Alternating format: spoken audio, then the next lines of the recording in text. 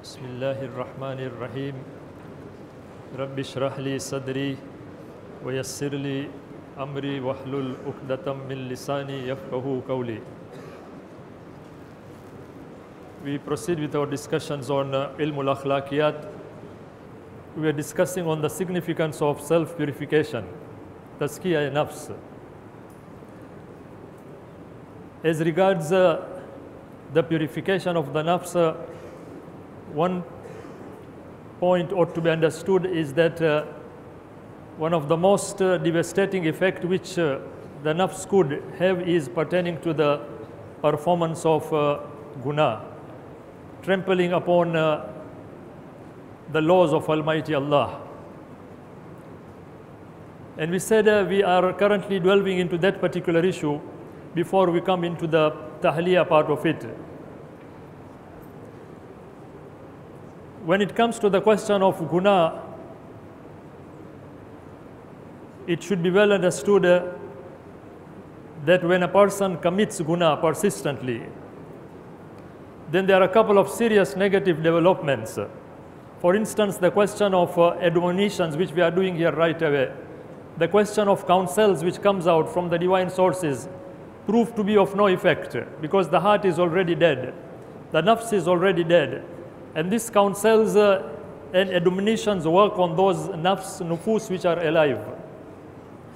Likewise, we said that when a person commits a guna, he goes out of his nature. Nature in the sense that he sees the good as the bad and the bad as the good.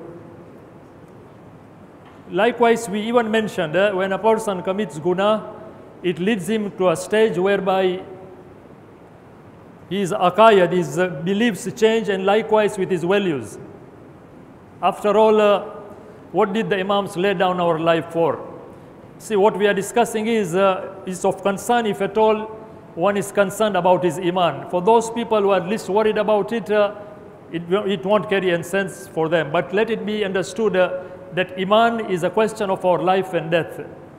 It is for this iman whereby the Imams led our lives, to preserve the values and the beliefs, the value system, right? So it matters to those people who know what we are talking about, its seriousness. So guna leads to making a mockery of his beliefs. Guna leads to his further escalation of his moral crisis. Not only that, when it comes to his departing time, akibat, you see that particular time is a very perilous time when a person goes himself out from this temporary world to that eternal world. The akibat on the persistence of guna becomes bad. Summa kana akibatul ladina asa as-su an kadzabu bi ayatillahi wa kanu biha yastahzi'un. The end of the evildoers was evil. You see, this is the akibat Quran is mentioning in Rum. Why? Because they rejected the communications of Allah, and because they made a mockery of religion. So their akibat is bad. Summa kana akibatul ladina asa as-su. The end of the evildoers is evil. So we can well see the question of their partition from this dunya is in this particular perilous state if one does not take the remedial measures at its right time. Likewise, in hell, in akhirat, hell is in store for him. Man kasaba sayyi'atan, whosoever commits a sin, fahata bihi khati'atun, to the extent that the sin envelops him. See those guidance which our Imam gave, totally at par with the teachings of the Quran. For such a people, فَأُولَٰئِكَ أَصْحَابُ النَّارِ, they are going to be the inmates of hell, hum fiha khalidun, forever. Akhirat gone. That question of su ul akibat gone. Right? The question of the aqaid done. The question of the values off board. The question of things seeing in a very strange state. All is this because of the simple formula that the devastating effect which could have on the nafs is a guna. And guna does all this.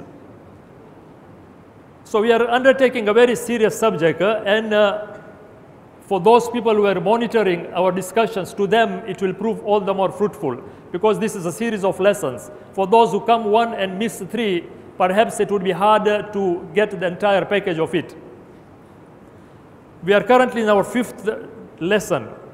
Going further, last time we developed the concept of the development of a dimension, which is known in the Arabic or in the Farsi language or in the Urdu language, the word malaka. When a person persistently commits guna, from hal to malaka takes place. Right? This is a faculty which takes place in the soul, and with it he is going to stay up to his demise, and with it he is going to be resurrected on the day of judgment. Allow me to just add more meat into this particular issue. We have said something substantial in our previous discussion, that by taking the help of the Quran, for those people who were ever speaking lies, and for those people who breached the trust with Almighty Allah, Allah placed into them the faculty of nifaq. Now with this nifaq, he is going to meet Allah on the day of judgment. It is going to stay up to the day of judgment. So basically, when it comes to the question of deeds, it's all the way. You do a deed, it gets hold of you. Right? When you are already a victim of nifaq, for instance, with that nifaq now the society is paying a heavy price for it. Because how do you expect the behavior of a hypocrite, the faculty of which has developed in him, to the community? Obviously in something which is abhorrible. For example, the nifaq, the arrogant faculty has developed in him. How do you expect his behavior with the community? So it's a dangerous state. Pertaining to this particular question of malaka, may I enter into this particular discussion? What is the philosophy of repetitive deeds in Islam? Why are we told recite 1,000 times takbiratul ihram? Isn't 10 sufficient for us to declare Allah is the greatest? What is the philosophy behind it? What is the philosophy behind doing a khatma of the Quran time and again? Wasn't one sufficient? Or for that matter, tasbih Zahra alayha salam. Why 34, 33, 33? There is a reason behind it, and there is very a strong reason behind it. When a person does a deed continuously, a faculty is created in him. The psychologists even today, if at all a person is afflicted with a spiritual ailment, and when you go to him, they will tell to that particular person, go to a lonely place where no one is there, and address to the wall 10 times, I can do it, I can do it, I can do it. Give yourself an assurance, and as a result, you will be able to eradicate that particular problem. Why? It will get hold of you, and you will build your personality into that particular concept. Now, when we are told, why are we supposed to do the noble deeds in a repetitive manner? It is because to create a faculty in us. Quran is the greatest psychological book. Likewise with the Prophet and with the dear Imams, peace be upon them. They were the greatest people, right? They advised us pertaining to the repetitive deeds for the reason that they earn a faculty in one's nafs, and it lies for your betterment. Quran speaks about this in Surah Zumar. Ya ayyuhalladhina amanu zkuru dhikrallahi kathira wa yusabbihu bukratan wa asila. What is this? Why repetitive? Allah says, oh, you who believe, remember. And remember Allah very much. And glorify Him in the morning and the evening. Why this question of repetitive? Isn't mere 10 proclamation enough for us to profess our faith? But Allah knows that if at all a person recites salat 5 times a day, or for that matter Sawm 30 times a day, or for that matter verbal proclamation to so many extent, it will build a faculty into his nafs, whereby it will lead him to his spiritual personality. So it's a matter of concern when it comes to the question of a faculty, a malaka. Why are we supposed to avoid a bad society? Likewise, why are we supposed to engage ourselves into issues of a profitable nature? Because of this very simple fact. Moving from this particular state now,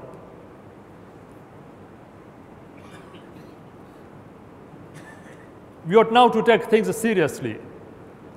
If this is the scenario, and if at all Iman is a question of life and death, if at all the question of our value system and our beliefs is the question of life and death, it is a matter of serious great concern.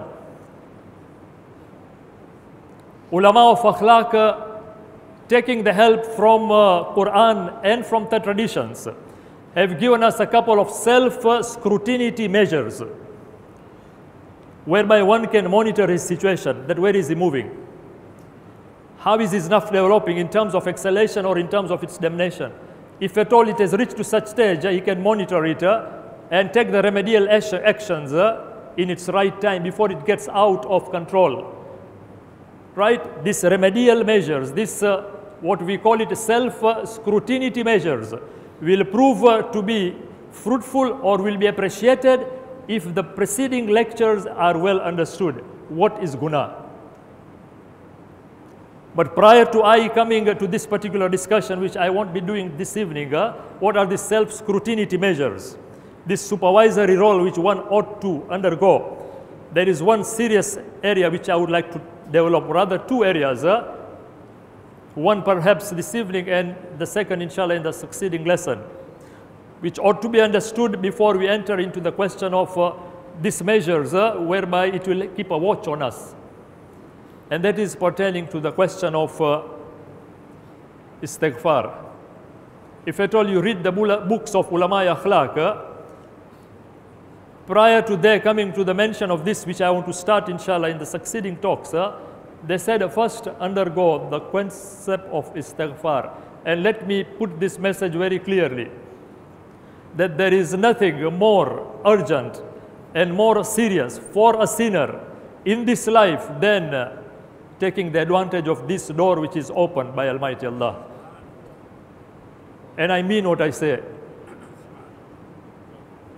If at all one has paid heed to what we are discussing from the Quran, from the traditions, this particular statement will carry a lot of matter. Nothing more urgent for a person like me who has committed sins than taking the maximum benefit of the door of istighfar which Almighty Allah has kept.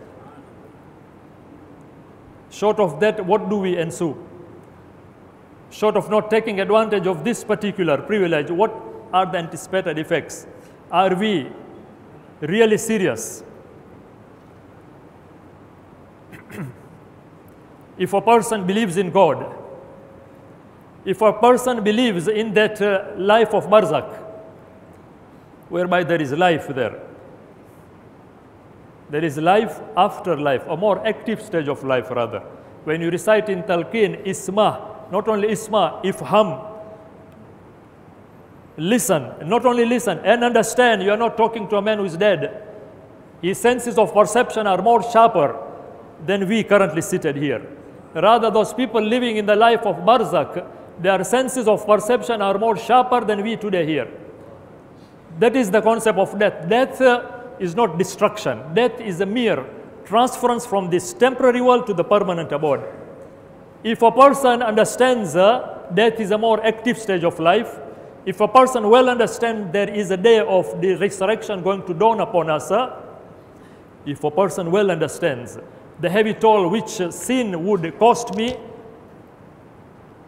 if a tall person well understands that perhaps I have to go in the form of an animal in the alam barzakh, if at all a well person understands that malaika are going to be very stern with me, tell me, would it not be reasonable for him to take advantage of this door which is open as we are alive? Allah is saying, I am merciful. Come to me and do your tawbah sincerely and I will forgive you. Quran mentions about this particular issue.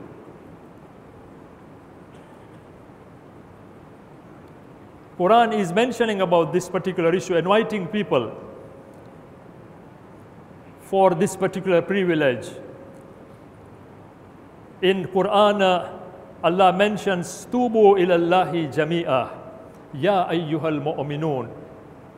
O you people, come towards the tawbah. La'allakum tuflihun, so that you may be successful. The doors are open. Prophet is saying, kulli da dawa. Every pen has a remedy. Wadawa zunubu al-istighfar. And the dawa of zunub is istighfar. And this matter is of prime significance. Just imagine, let me bring this particular picture in your mind. You have been, or rather I for that matter, have consumed a poison. Would it not be right for me that at the soonest time possible to go and take the remedial measures? Short of that, it would cost me my life, temporary life, transient life. What about that guna? If at all he does not take the advantage of istighfar, it will earn him eternal doom, eternal destruction. Very simple logic, eternal destruction. Right here we are taking the steps on account of a particular illness to go to the right medicine for a transient death. That's the question of his eternal destruction and doom. And not only that, when a person dies with guna, the way in the dunya when he dies with a sickness, is far away from the world. When a person dies with guna, he is far away from Almighty Allah. And this should be understood. What is this qurb ilahi? He is really far away, and not far away materially. He is far away from Allah. When a person says he earns the qurb of Allah, not materially, qurb in its right sense, which we will develop as we develop, is far away from Almighty Allah. So this particular issue ought to be taken advantage of. It is this which will enliven the heart. And Imam Sajjad alayhi salam, if at all you read his munajat khamsa ashara, the first munajat of his is munajat tawwabin. Imam mentions wa amata qalbi azimu jinayati. My heart has been killed on account of the great sins. Fa ahihi bihi tawbatan. Enliven it by tawbah. Tawbah is a capsule. When the heart, when the nufus, when the souls get dead, the capsule of it is tawbah. It will give it back to life. So this particular issue ought to be taken advantage of, and allow me to take help of one tradition of Imam Sadiq alayhi salam, and then inshallah we will call it a day. Imam alayhi salam is reported to have mentioned a beautiful tradition telling us move now as to get the right track. Imam is mentioning ta'khir at-tawbah i'tizar. A person who postpones tawbah is an act of arrogance, and rightly arrogance. The Prophet himself, riwayat mentions, Imam Sadiq says, he used to recite tawbah 70 times every day. Why? Because he was humble. He knew his meekness and his awe. So he used to do it, that who is this power to whom I'm going to go? So Imam is mentioning the delay, postponement of tawbah is a sign of arrogance. And then Imam says, وَطُولُ التَّصْفِيفِ حَيْرًا. And if at all this postponement, this tasfif nafs is another serious problem which engages in a person's mind. Taswif of the nafs is what? Ulama say that when it tells you rationally to undertake a particular step, whereby you are wrong. The way shaitan thought is using his rational mind by discussing with Allah. That was taswif of the nafs. Proving rationally that I am right. This is one of the devil mechanization of the nafs. So Imam mentions وَطُولُ التَّصْفِيفِ حَيْرًا. And if at all this postponement goes on, today, tomorrow, hayra, it's something not understood. How could it be understood when the doors of death could knock at you at any time? Don't you think postponement is an act of defilement? Imam goes forward to say, وَالْإِحْتِلَالَ عَلَى اللَّهِ حَلَكَةً. An excuse before Allah is total destruction. What excuse is there? Imam goes forward to say, وَالْإِسْرَارُ عَلَى الذُّنُوبِ أَمِنَ لِمَكْرِ اللَّهِ. And if at all he still goes on persistently to do sins, he finds himself free from the makr of Almighty Allah. Who can be free from the makr, from the planning of Almighty Allah? This is his dunya. Imam goes forward to say, وَلَا يَمَنْ مَكَرَ اللَّهِ إِلَّا الْقَوْمِ الْخَاسِرُونَ. Who would be free from the makr of Allah but that community which are losers? So we are supposed to take advantage of this particular point of istighfar. Inshallah, we will develop in our succeeding lesson another vital point to be understood, and then we will enter into these scrutiny measures. May Allah guide us in this heavy responsibility pertaining to the question of purifying our nafs from the immoral traits, and then inculcating in our soul the question of moral virtues. Assalamu alaikum wa rahmatullahi wa barakatuh.